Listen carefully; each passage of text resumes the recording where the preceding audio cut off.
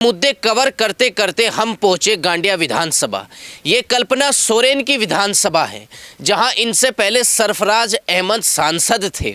उसके बाद उपचुनाव में कल्पना सोरेन यहां से जीती और 6 महीने विधायक रहीं, और इस बार के विधानसभा चुनाव में कल्पना सोरेन फिर से चुनाव लड़ रही हैं। लेकिन जब हम उनकी गांडिया विधानसभा में पहुंचे तो यहां पर हमें एक बात जानने के लिए मिली कि जो सरफराज अहमद थे, यहाँ से सांसद विधायक थे, जब वो विकास करते थे तो मुस्लिम हिंदू देख कर के करते थे। तुष्टीकरण की राजनीति होती थी। हमने कई लोगों से बात की, उनका ये भी कहना है कि जो चापाकल की लिस्ट बनती थी, यानी नलके की लिस्ट बनती थी, उसमें हिंदू समाज का नाम बाद में होता था और मुस्लिम समाज का नाम पहले होता था। सारी की सारी लिस्ट मुस्लिम समाज को दे दी जाती थी। अबू आवास मुस्लिम समाज को दे दिए जाते थे। कहीं पर लड़ाई झगड़ा होता था तो मुस्लिम समाज की ज़्यादा सुनी जाती थी। तो कहीं ना कहीं झारखंड के अंदर पाकुड़ से लेकर और कल्पना सोरेन की सीट पर यह मुद्दा लगातार उठ रहा है, क्या अब झारखंड में हिंदू मुस्लिम देखकर विकास होगा? इस पर हम बात करेंगे। वहीं आप ये देखिए हेमंत सोरेन का अधिकार पत्र। ये अधिकार पत्र हमने आपको पहले भी दिखाया था। इस अधिकार पत्र में अबू आवास की बात की गई है, लेकिन जहां पर हम पहुंचे, आप देखिए जरा, इधर घुमाइए कैमरा और इस कैमरे में जरा दिखाएं। यह है अबू आवास, हेमंत सोरेन का अबू आवास। ये है जो कच्चा पड़ा है और टूट करके गिर गया है। जो टूटा हुआ है वो भी दिखाइए, मैं आपसे कहूँगा। देखिए किस तरीके से बारिश में ये सारे आवास टूट करके गिर गए हैं, और ये सभी के सभी घर हिंदू समाज के हैं। कहीं ना कहीं लोगों का ये भी कहना है कि अगर यही घर दूसरे समुदाय के होते तो अब तक इन घरों को बना दिया जाता। इस अधिकार पत्र में भी अबू आवास की बात की गई।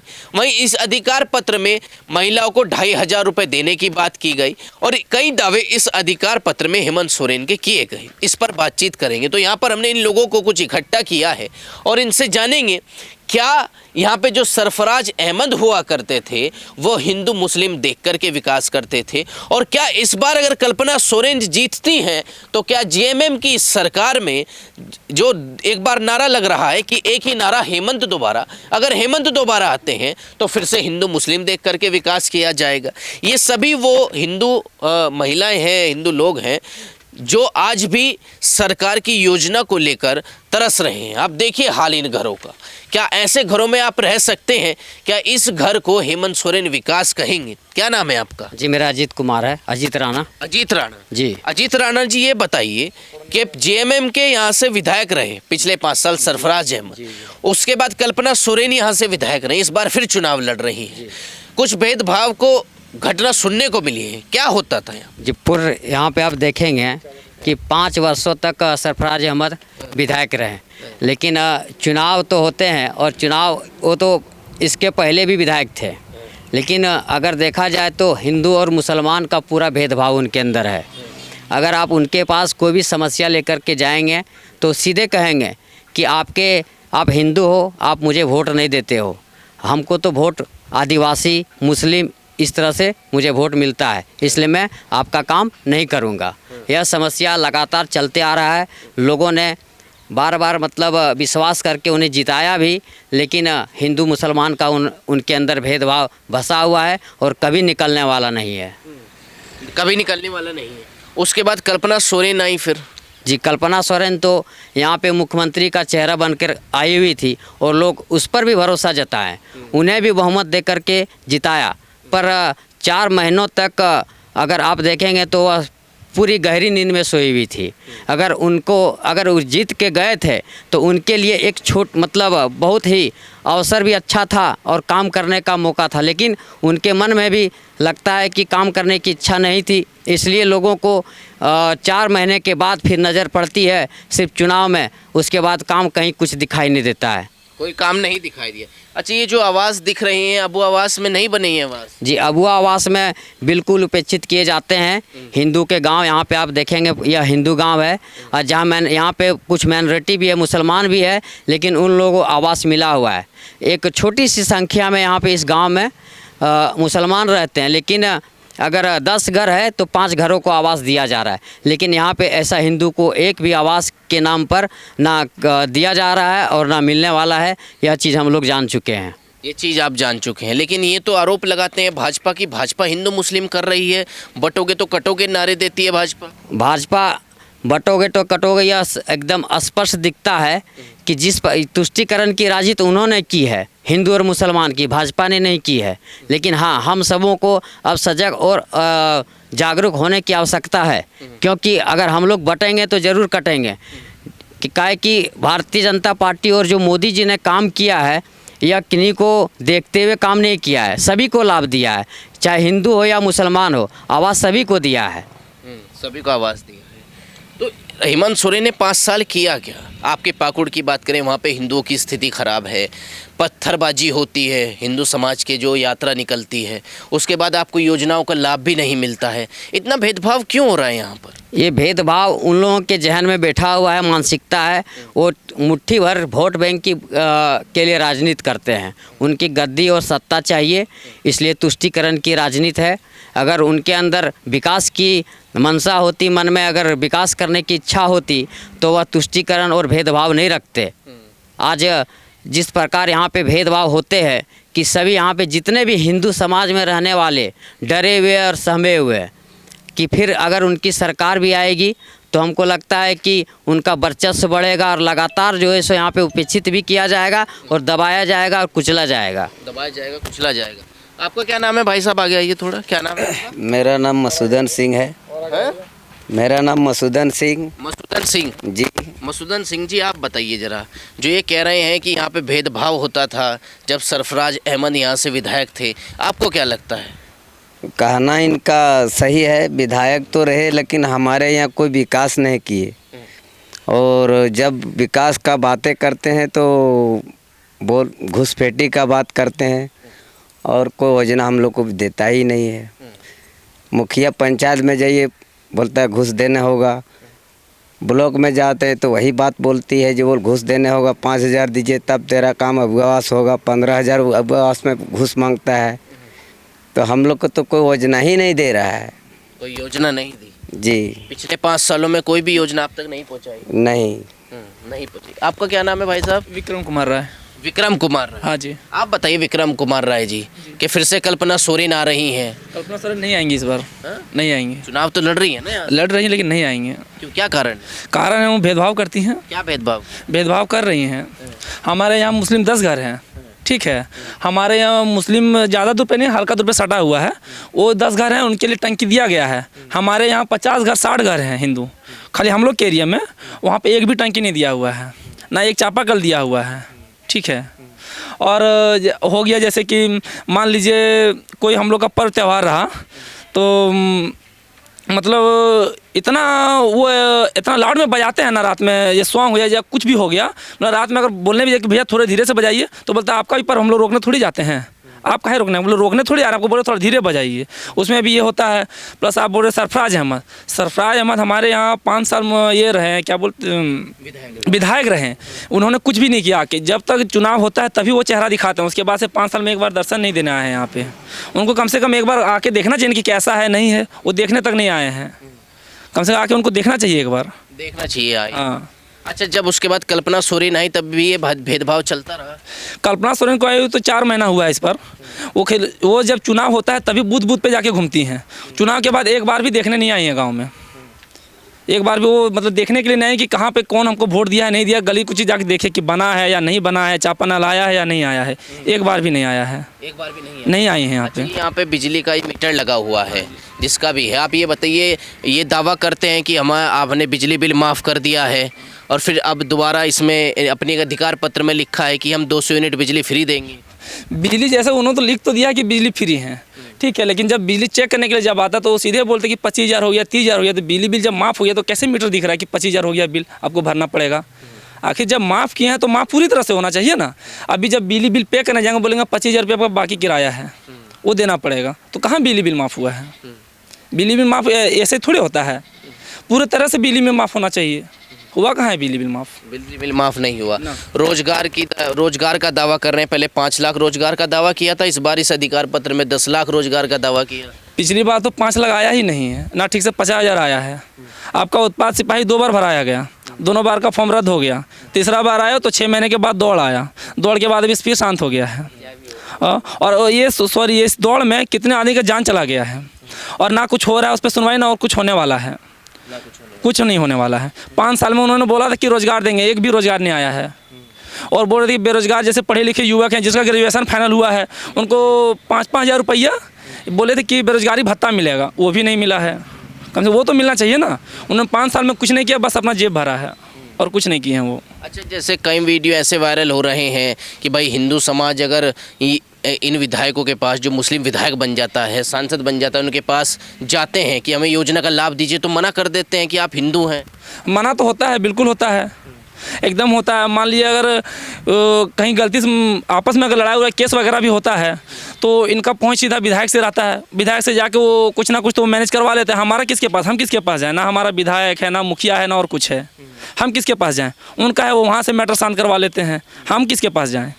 सीधा यही होता है। भेदभाव तो होता ही है, बहुत होता है। ऐसा क्यों हो रहा है? स्थिति खराब क्यों होती जा रही है हिंदू समाज की? यहाँ से पलायन भी कर रहे हैं कुछ लोग। स्थिति खराब होने का वजह ये है ना कि हिंदू समाज एक नहीं है, सब बटा हुआ है।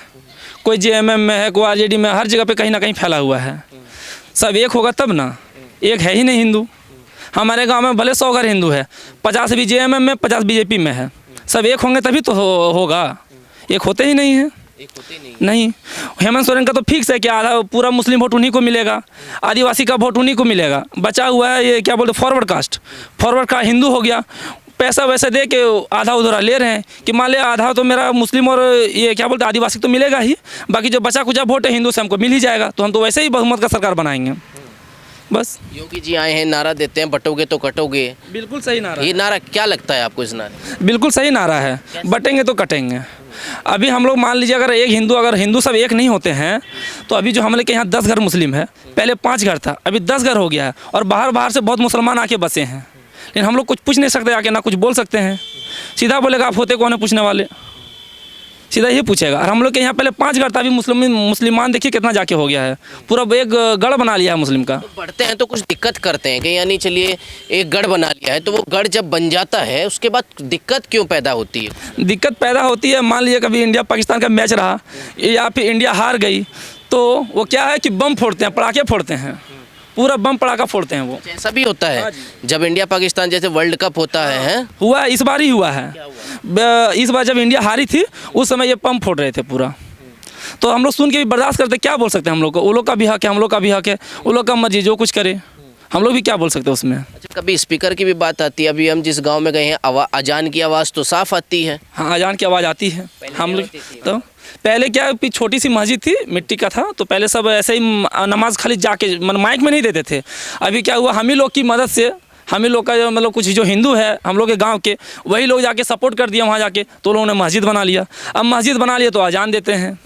अजान से दिक्कत नहीं है, वो क्या है कि हर समय 5 टाइम 6 टाइम मतलब जितना वो देते हैं हर समय अजान पे देते हैं, मना भी नहीं कर सकते हम लोग। चलिए अजान पे तो ये तो ठीक है, लेकिन जब आपका भजन बजता है तो कुछ मना करते हैं क्या? मना करते हैं। मान लिया अगर हम लोग कभी पूछ लेते हैं कि आप लोग 5 टाइम नमाज क्यों देते हैं, बोलते हैं सीधा जब तुम लोग माइक बजाते तो हम लोग थोड़े बोलने जाते, तुम काहे बोलता है फिर, ऐसा बोलते हैं। ऐसा बोल। हाँ। और आपका जो मंदिर में 30 त्योहार मनते हैं उनमें दिक्कत होती है? दिक्कत यहाँ पे तो ऐसा नहीं होता क्योंकि उन लोग का भी संख्या कम है।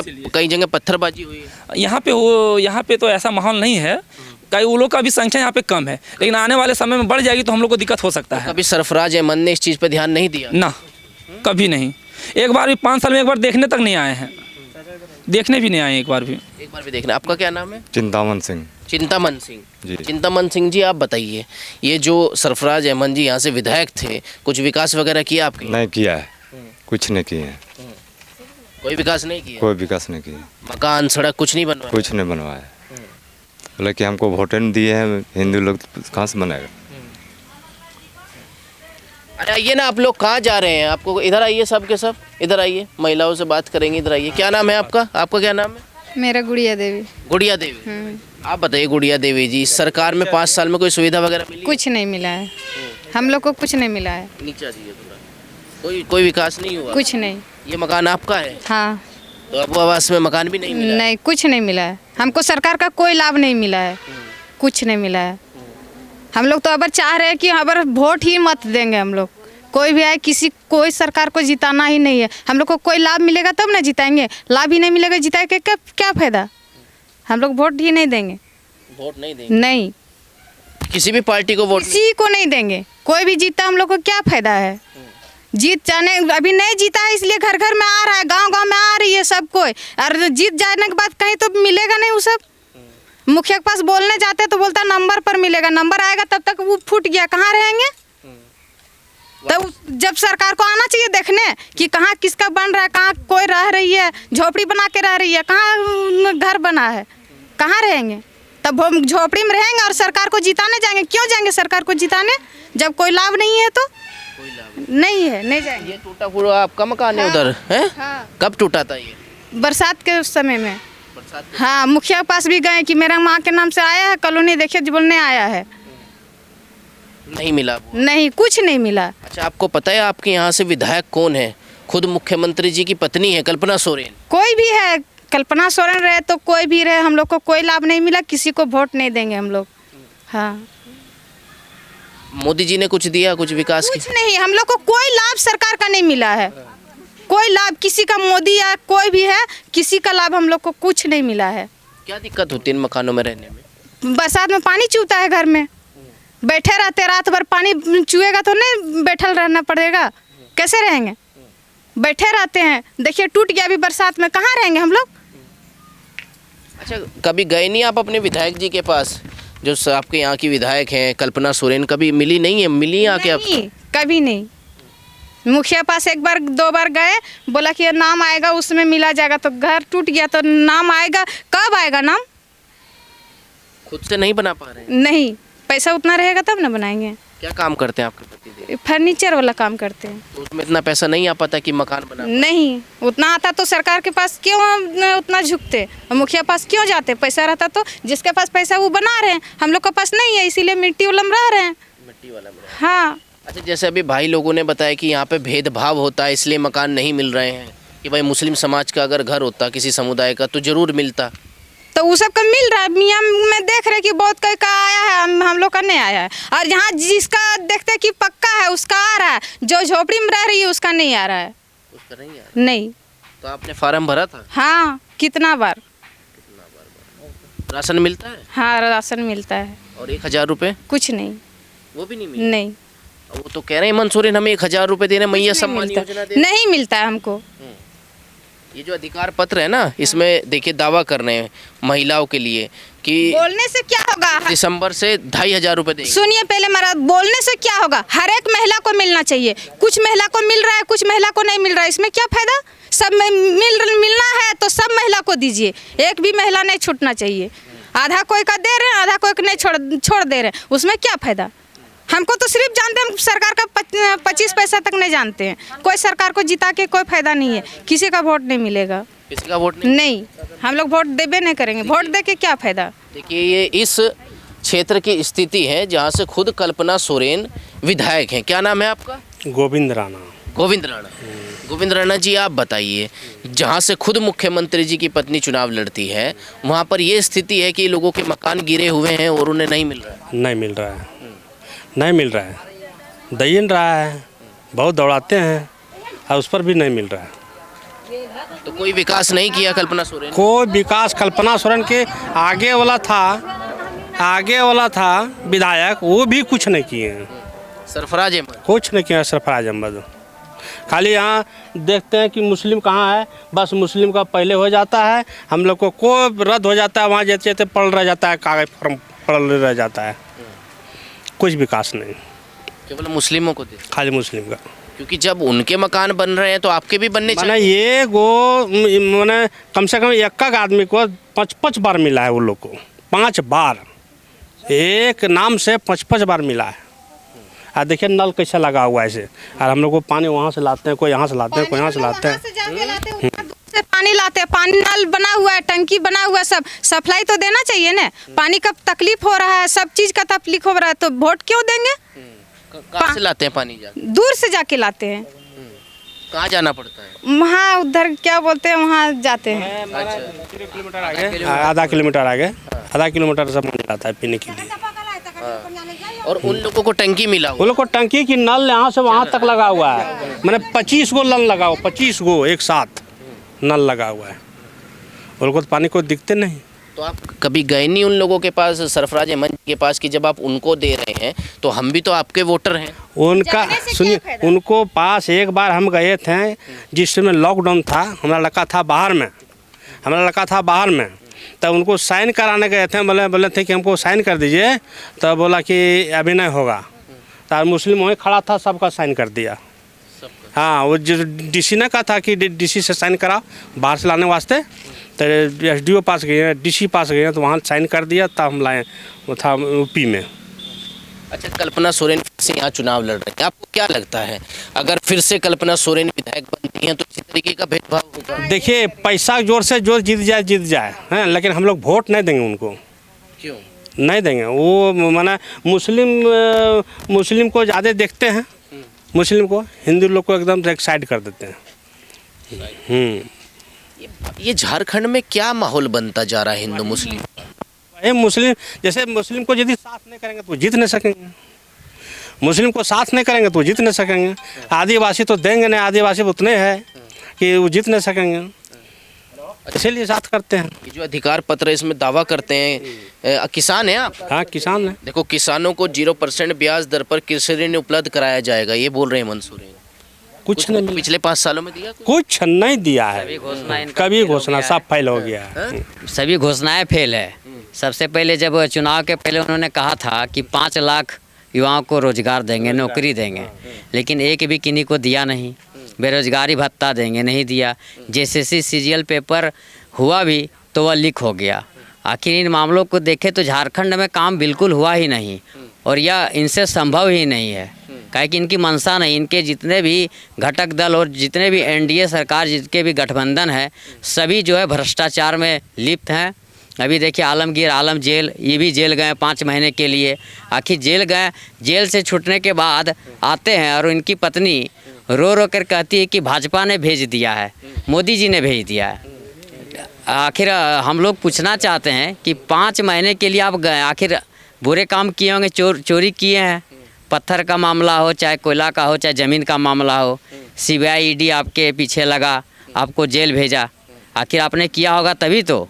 लेकिन लोगों को दिग्भ्रमित कर रहा है। किसान है जी, हम भी युवा हैं, किसान हैं। जैसे बोल रहे हैं धान के न्यूनतम समर्थन मूल्य को बढ़ाकर 3200 रुपये प्रति क्विंटल किया जाएगा, अभी क्या बिक रहा है धान? ऐसा कुछ नहीं है, अभी 1400 रुपये लगभग है, ऐसा कुछ नहीं मिलने जाने वाला है। इनकी सभी घोषणाएं जो है सो बिल्कुल एकदम झूठ है। एक तरह से कहेंगे तो एकदम समझिए कि झारखंड में इससे आशा करने की कोई उम्मीद नहीं की जा सकती है। उम्मीद नहीं की